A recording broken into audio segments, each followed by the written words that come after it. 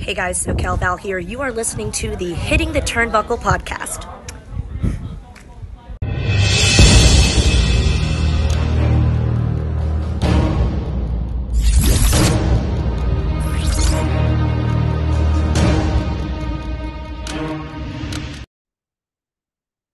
We are back on the Hitting the Turnbuckle channel with the AEW Rampage review. This is last week's Rampage. Mark Briscoe and the Hardys took on Kip, Sabian, the Butcher, and the Blade.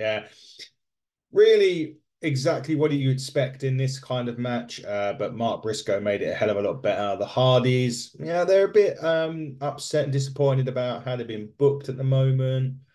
But the match itself was okay enough. As I said, Mark Briscoe made it better, and they picked up the victory. Briscoe and the Hardys with the Twist of Fate, the Swanton, and the Froggy Bowl from Mark Briscoe ended that match. The next match really was a squash. Willow, Nightingale, Kris Statlander versus Kennedi, Hardcastle, and Notorious Mimi. Yeah, this was nothing at all. Other than a quick squash from Statlander and Willow, the spine buster by Nightingale after the high kick from Statlander. Interesting to see where they go with that Statlander Nightingale team. Stokely Hathaway's been getting involved a little bit. I'm not sure what the end goal is. Perhaps one of them turns on the other. One of them turns heel and sets up a feud. The other two just weren't. It's not even worth talking about. The Hardys were with Rene Dupree. Jesus Christ. Hello, Rene Dupree. With Rene Paquette. And Matt and Jeff are ready for Dynamite to boost ratings. Wow. Private Party is also there. They're going to see them real soon. So perhaps we're going to get a Hardys Private Party match in the future. That'll be good. Be interesting to see what happens there. Can the Hardys rediscover any type of form or momentum that could put them back into a title contention at least one last time? Not sure they would boost the Dynamite ratings though, but hey ho, we would have to find out in the future. Anna Jay and Hikaru Shida was next. This was a lot of fun while it lasted, but it really didn't have any time. The commercial break right in the middle didn't do it any favors either. Shida did win from a Meteora and a Kanata. Finished that one. Anna Jay is getting a bit more TV time, which is nice because, I'd like to see him improve. Anna Jay get back into things. I think she's due on Dynamite Homecoming this week as part of a match to honor Brody Lee, which would be nice. But I'm interested to see what happens with Anna Jay this year. As I say, she's starting to come back on TV a bit more.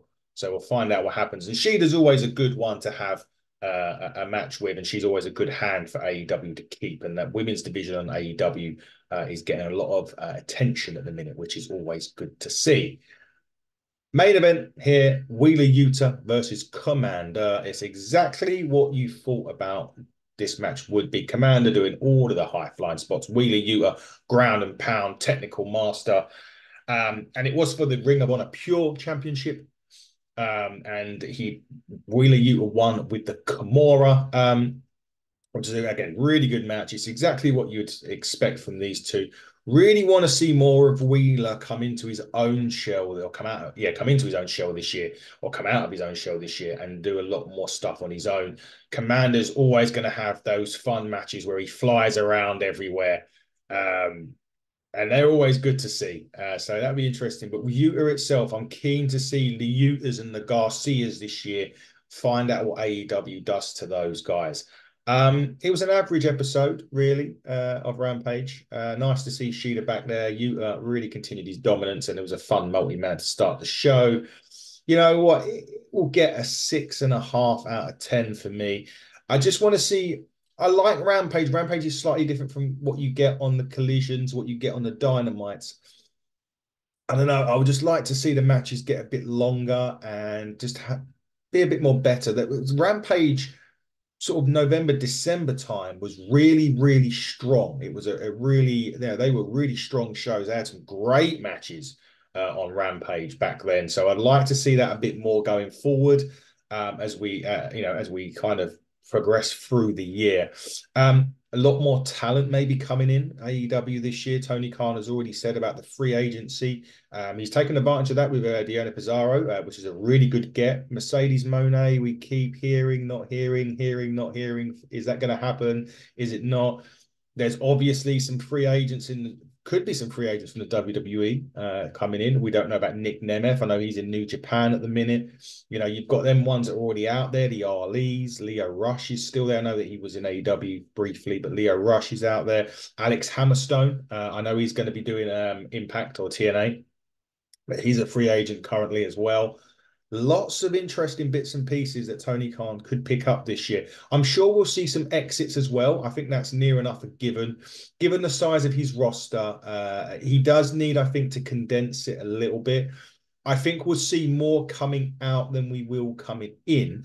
But as long as those ones coming in make a big difference to what he's trying to do, then I think that'd be better for Tony than to just, add people for the sake of adding people and having an even bigger roster than what he's already got.